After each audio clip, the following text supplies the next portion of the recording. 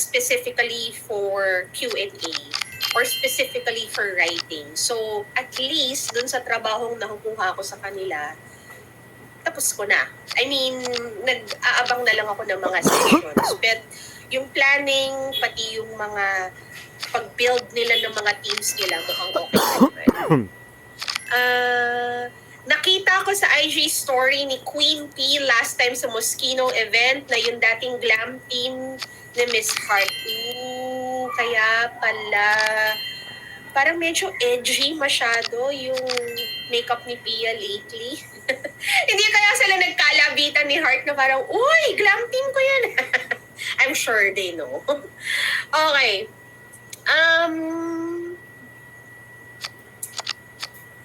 Naku, Mega Firefly, you know, a lot of people are saying mukhang ngayon na natin makukuha ang ating first Mr. World.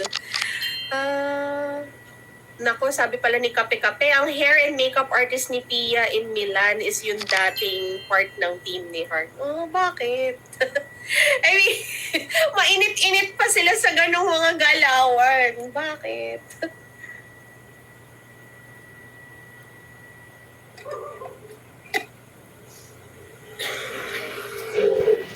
Naku.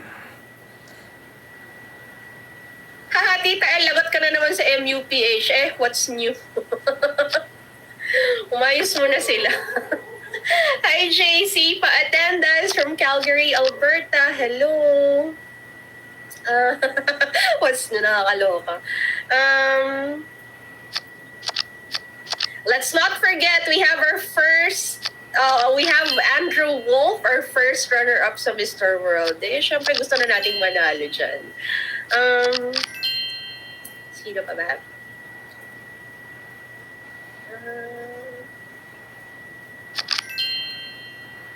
Tita, your thoughts, mas crazy as pageant fans ang Thailand kaysa sa Pilipinas? Sadyang mas malaki ang population ng Pilipinas kaya mas marami tayo.